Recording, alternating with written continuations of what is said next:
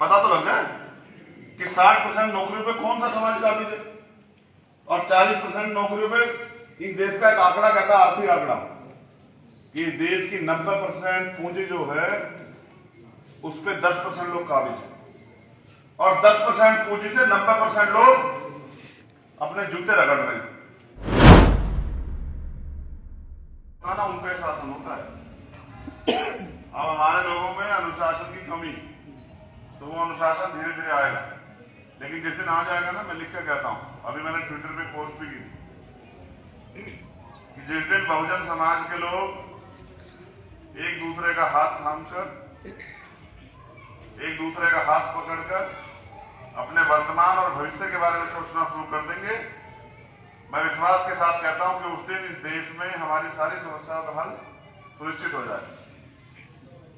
तो अच्छा दिन है। आज हमारे बीच यहाँ एक नौजवान नेता और हमारे यहाँ हरियाणा के प्रदेश अध्यक्ष भाई कमल जी का कल जन्मदिन है और उस जन्मदिन के अवसर पे एक दिन पहले जो प्रोग्राम आप लोगों ने रखा उसके लिए बहुत बहुत मंगल कामनाएं और जन्मदिन के लिए भी मंगल कामनाएं। इस तमाम गांव के जो लोग हैं उन सब के लिए मंगल कामनाएं। सारे संतों गुरुओं महापुरुषों की अनुकंपा उन पर बनी रहे।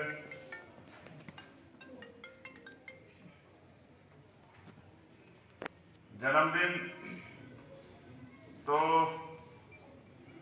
हर व्यक्ति का होता है, लेकिन मनाए कुछ चंद लोग जाते हैं।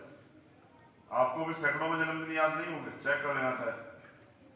जैसे बाबा साहब का जन्मदिन हमें याद है, जैसे तिथि आती है सतगुरु रविदास जी का जन्मदिन हम लोग याद रखते हैं, भगवान वाल्मीकि जी का जन्मदिन हम लोग याद रखते हैं, गुरु नानक देव जी का जन्मदिन हम याद रखते हैं, जैसे मानव काशीराम साहब का जन्मदिन हम याद रखते हैं। ऐसे महापुरुषों के जन्मदिन याद रखे जाते हैं। हम तो उस श्रेणी में नहीं आते, लेकिन हमारा प्रयास है कि आने वाली जो सदी है, आने वाला जो समय है, इस आंदोलन से जुड़े हुए लोग, उनके संघर्ष के जरिए उनको भी महापुरुषों की श्रेणी में जगह मिले। इतना काम वो लोग करके जाएं, ऐसा जो है मेरा मानना है, और ये आने वाले कल में साबित भी होगा। तो बस अब हम 15 मिनट बात करेंगे। आपसे अनुरोध है, जो आगे पीछे में खड़े साथी अपने फोन जो है साइलेंट मोड में कर लें, जिससे कि मैं प्रॉपर जब अपनी बात रखूं तो वो चीजें खराब ना हो, आपका फोन ना जाए कि दूसरे लोग जो सुन रहे हैं वो भी डिस्टर्ब हो जाए। हम लोग बातें तो बहुत बड़ी बड़ी करते हैं, उससे मुकाबला करेंगे, इससे मुकाबला करेंगे, लेकिन उनका धैर्य, उनका संघर्ष हम कभी कर नहीं पाते हैं, इसलिए हम लोग पीछे। आज मैं प्रत्यक्ष यहाँ हूँ, फिर भी लोगों को, हमारे साथियों को मोबाइल में रिकॉर्ड करने की ज्यादा दिलचस्पी है मेरी बात सुनने की बजाय। इस मूर्खता से बड़ी मूर्खता मैं नहीं समझता हूँ। जब मैं प्रत्यक्ष रूप से यहाँ हूँ और अपनी बात आपसे डिलीवर कर रहा हूँ, कोई 100 किलोमीटर 200 किलोमीटर पे मारता नहीं है, मैं यही हूँ, और जो मैं कहूंगा वो आपके दिमाग में जाना चाहिए। ये क्लास है मेरे लिए, ये कोई प्रोग्राम नहीं, ये क्लास है। अब मैं टीचर हूँ और जो लोग सीखना चाहते हैं वो स्टूडेंट है, जो लोग सीखे हुए हैं वो इस आंदोलन के सहयात्री।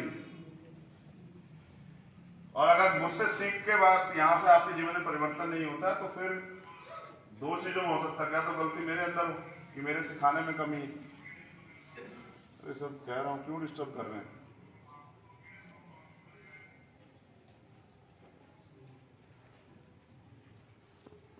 जानवरों में इंसानों में इतना फर्क है कि इंसानों में बुद्धि है, और जानवर अपने तकलीफ नहीं बता सकता, लेकिन इंसान अपनी तकलीफ बता सकता है। और मैं एक इंसान हूं, मैं आपसे तकलीफ बयान कर रहा हूं कि बहुत दिन हो गए इस गुलामी में जीते हुए, अब कुछ करने का समय आ गया, क्योंकि जो नहीं लड़ेगा उसका वजूद खत्म हो जाएगा। तो करुणा के सागर तथागत गौतम बुद्ध, संत शिरोमणि सतगुरु रविदास जी महाराज, भगवान वाल्मीकि महाराज, गुरु नानक देव, संत कबीर, गुरु घासीदास जी, और सामाजिक परिवर्तन के अग्रदूत राष्ट्रपिता ज्योतिबा फूले, छत्रपति साहू जी महाराज जो आरक्षण के जनक हैं, पेरियर रामास्वामी नाइकर, पेरियर लल्ले यादव, संत गाड़गे जी महाराज, नारायण गुरु, बाबू जगदेव प्रसाद कुशवाहा, जननायक कपूरी ठाकुर, संतराम बीए, आप जानते होंगे, आप बैठे हुए, संतराम बीए बहुत बड़े नेता हुए हैं, क्योंकि हम अपने महापुरुषों को नहीं जानते इसलिए आपको जानकारी शायद ना हो। प्रजापति समाज से संतराम बीए एक बड़े नेता हुए, एक बड़े चिंतक हुए हैं, उन्होंने समाज को आगे बढ़ाने का बड़ा काम किया। मेरे गुरु, मेरे आदर्श मान्यवर साहब श्री काशीराम, और हमें जवान देने वाले, हमें अधिकार देने वाले, वो ब्लूप्रिंट तैयार करके हमारी गुलामी को खत्म करने वाले परम पूजनीय बाबा साहब अम्बेडकर। आप सभी महापुरुषों को नमन करते हुए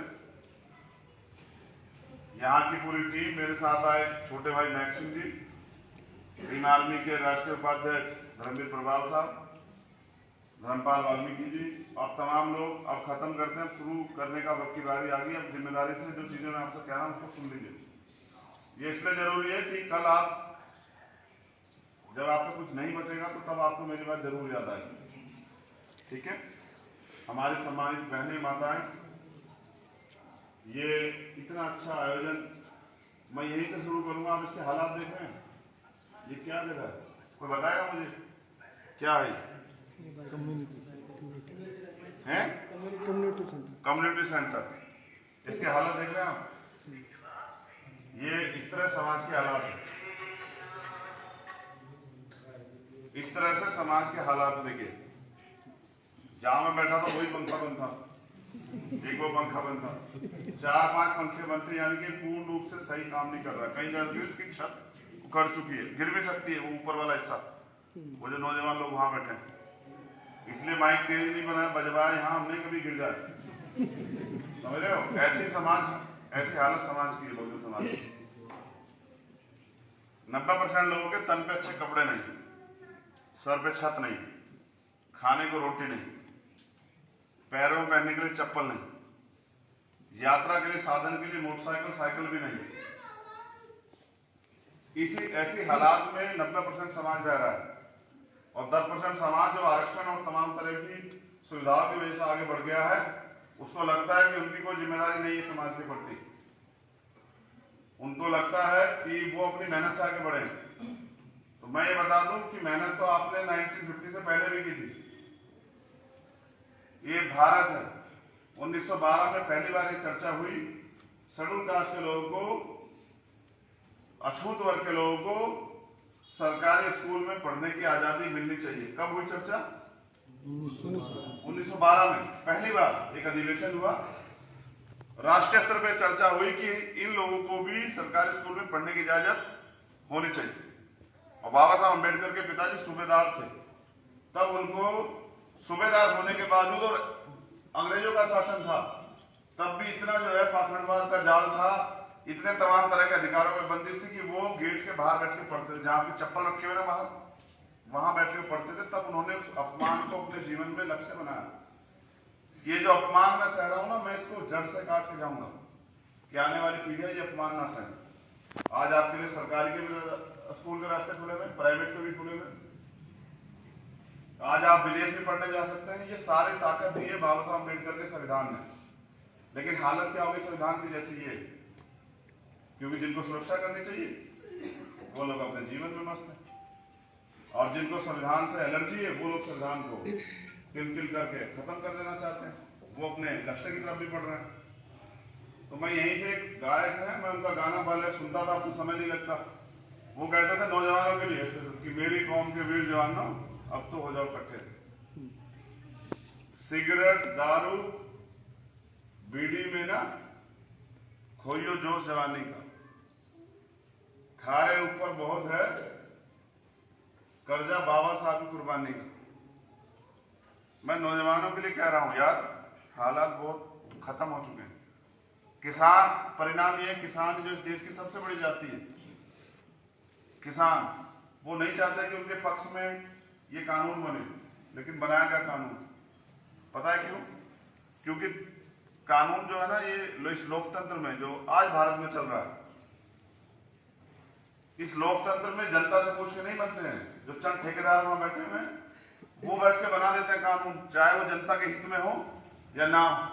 पहली तो मेरी नाराजगी इस लोकतंत्र में अधूरी आजादी से है। कैसी आजादी है? आप अपने हक के लिए बोल नहीं सकते हो, आंदोलन नहीं कर सकते हो, सवाल नहीं कर सकते हो, लड़ नहीं सकते हो।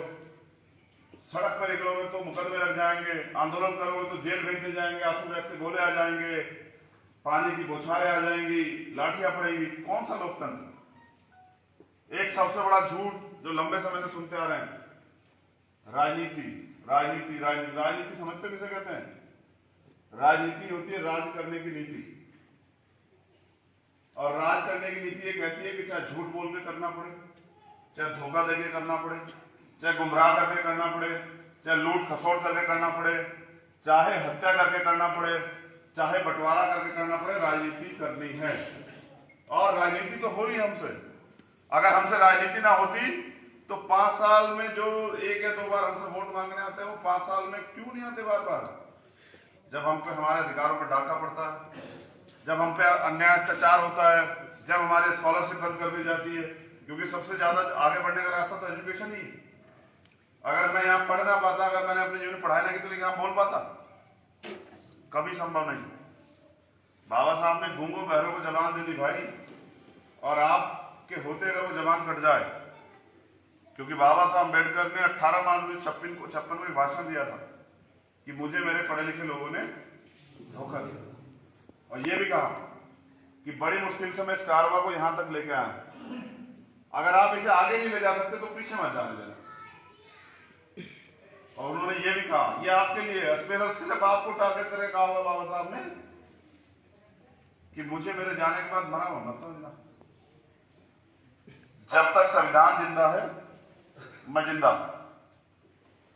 अगर सोचिए कि भाई ये सरकार जो हिंदू राष्ट्र का झंडा लेके आके धार्मिक देश बनाने की तरफ बढ़ाने की बात कर रही है, सोचिए अगर संविधान इस देश से हट जाएगा तो आप अपने आप को जवान कहने में गौरव महसूस करोगे? बाबा साहब अम्बेडकर ने यह भी कहा, मैं बाबा साहब का इसलिए कर रहा हूं कि आप लोग सुने, क्योंकि वो आपने देखे नहीं है, लेकिन काश आप उनकी एक बात को समझ जाए और दिल को लगा ले तो शायद कुछ बदल जाए। उन्होंने कहा, जिस कौम का युवा जीते जी, जिस देश का युवा, समाज का युवा जीते जी अपने समाज की लड़ाई नहीं करता, उनके हितों की रक्षा नहीं करता, वो जीते जी भी मरे हुए के समान होता है। और जिस कौम, समाज, देश का युवा जीते जी अपने हकों के अधिकारों के लिए सम्मान स्वाभिमान के लड़ता है, वो मरकर भी अमर हो जाता है। फैसला हमारे हाथ में। अभी संविधान है, लोकतंत्र, चुनाव, तमाम तरह की चीजें वो बाद की बात है। ये लोकतंत्र है, यहाँ जितनी सत्ता की अहमियत है उतनी विपक्ष की अहमियत भी है, लेकिन विपक्ष है कहाँ? चारों तरफ से मिलकर लोग उस लूट खसोट की राजनीति को आगे बढ़ा रहे हैं। फिर मैं आपको याद दिलाना चाहता हूँ, जब एक नारा लगा था, चंद्रशेखर भाई आगे बढ़ो, हम आपके साथ हैं, मगर मैं समाज के लोगों से पूछना चाहता हूँ, किस तरफ बढ़ूं आगे? इधर दीवार की तरफ, या पीछे जंगले की तरफ, या उस गेट की तरफ, या किधर बढ़ूं आगे? आप बताओ तो सही, आगे किधर बढ़ूं? कब तक ये खोखले नारों में जीते रहेंगे? जिंदाबाद, मुर्दाबाद, क्या क्या हो जाएगा जिंदाबाद करने से? फोटो खींचने से क्या हो जाएगा? बाबा साहब कितनी बड़ी फोटो, खूब फोटो खिंचवा लो, क्या आप में से कोई बाबा साहब जैसा बन जाएगा?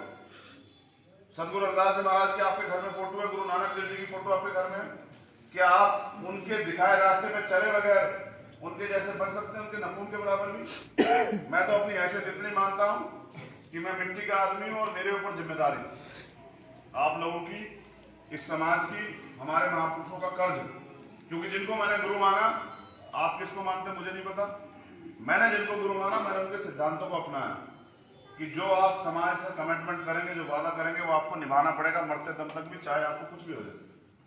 तो मैंने अभी कुछ दिन पहले एक वादा किया, क्योंकि एक बड़ी घटना हुई थी, मुझे तकलीफ हुई। मैंने वादा किया कि जब तक मैं बहुजन समाज के लिए कुछ कर नहीं दूंगा, इनका राज कहीं स्थापित नहीं कर दूंगा, तब तक मैं माला नहीं पहनूंगा। और ये बात मैंने लगातार कई बार कही, कई मंचों से कही, कई यूट्यूब के प्लेटफॉर्म से कही, लेकिन मैं जब जाता हूं तो हमारे लोग माला लेकर खड़े रहते हैं, और सम्मानित लोग फिर माला के फील मुझसे करते हैं। मैं उनका अपमान नहीं करना चाहता, लेकिन अगर मैं आज अपने संकल्प को छोड़ दूंगा तो आप उम्मीद करते हैं कल मैं आपको धोखा नहीं दूंगा। जो व्यक्ति आज आपसे झूठ बोल जाएगा, जो आमने पीछे कुछ और सामने कुछ करेगा, तो वो क्या कल आपको धोखा देगा? तो मैं मान्यवर काशीराम साहब को अपना गुरु मानने वाला चंद्रशेखर आजाद हजारों बार ठगे के समाज को दोबारा ठगने के लिए मैदान में नहीं आए। मुझे नहीं फर्क पड़ता आप क्या सोचते हैं, मगर मुझे फर्क पड़ता है कि अगर हम नौजवान होके, हम में क्षमता होकर हम अपने अधिकारों को प्राप्त नहीं कर पा रहे। सत्ता समझते हैं क्या होता है? सत्ता वो चाबी जो आपकी सारी परेशानियों का हल खोल सकती है। काशीराम साहब कहते थे जिसका दल नहीं होता उसका बल नहीं होता, और जिनमें बल नहीं होता उनका हल नहीं होता। नारेबाजी करके किसान 10 बजे तक पड़े हुए थे, उनकी समस्या का हल हुआ? क्यों नहीं हुआ? इसलिए नहीं हुआ क्योंकि उनका बल व्यक्तिगत तो है, राजनीतिक बल उनके पास नहीं। तो उन्होंने ये भी कहा कि जिनका नेता नहीं होता उनका कुछ नहीं होता। समाज को नेता तो बनाना पड़ेगा। अगर समाज अपना नेता नहीं स्वीकार करेगा, नहीं बनाएगा, तो उनकी समस्या को कोई नहीं सुनेगा। रोते नहीं है क्या? बताओ, रोज आपकी हत्या होती है पूरे देश के अंदर, रोज बहनों के साथ मां बहनें बैठी है। नहीं कहनी चाहिए लेकिन कहनी पड़ेगी, क्योंकि आप क्या आपका आपके अंदर का स्वाभिमान जानते हैं कि रोज आपकी बहनों का चीरहरण होता है, रेप होता है, हत्या होती है, सामूहिक दुष्कर्म होता है, जला दी जाती है, हत्या करके रेप करके फांसी पर लटका दी जाती है, कोई कार्रवाई नहीं होती। एफआईआर के लिए भी आपको आंदोलन करने पड़ते हैं। आप अपनी हैसियत आंक रहे हो क्या? ये जो ओबीसी एससी माइनॉरिटी के जो लोग हैं, अपनी हैसियत तो आपको क्या है? आपका जो अधिकार आपको मिला उसको सरकार छीन रही है। अगर आपको नहीं बचा पा रहे तो आप अपने आप को ताकतवर कहां समझते हो? कहां रोड पे चिल्लाते फिरते, नारे लगाते, झंडे उठाते हो? ये झंडे यही रखे रह जाएंगे। जितने लोग यहां बैठे, अगर इसमें से आधे लोग भी तय करके और आने वाले 5 साल मेरे साथ खड़े हो गए ना, मैं हरियाणा को पैरों से जो है ना, पैरों से पूरे हरियाणा को घूम जाऊंगा और गारंटी से कहता हूं कि यहां बहुजनों का राज। जितने लोग यहां बैठे हैं, ताली बजा के अपने दिमाग को कहीं और डाइवर्ट मत करो, मेरी बात को सुनो। जितने लोग यहां बैठे, अगर वो ईमानदार से तय कर लें, तुम में से जितने लोग बैठे, बताओ कितनों को पिछले 5 साल में रोजगार मिला? 4 साल की सरकार में बताओ, हाथ उठा के।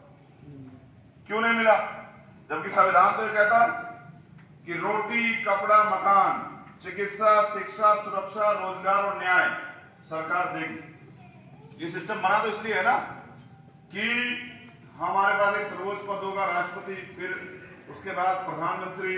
प्रधानमंत्री जी क्या है, पूरे देश के लिए योजनाएं बनाएंगे, लेकिन उससे भी काम नहीं चलेगा तो स्टेट वाइज बट गया है, स्टेट बनेंगे, स्टेट में मुख्यमंत्री होगा, जो योजना ऊपर से आएगी वो लोग नीचे लागू कराएंगे।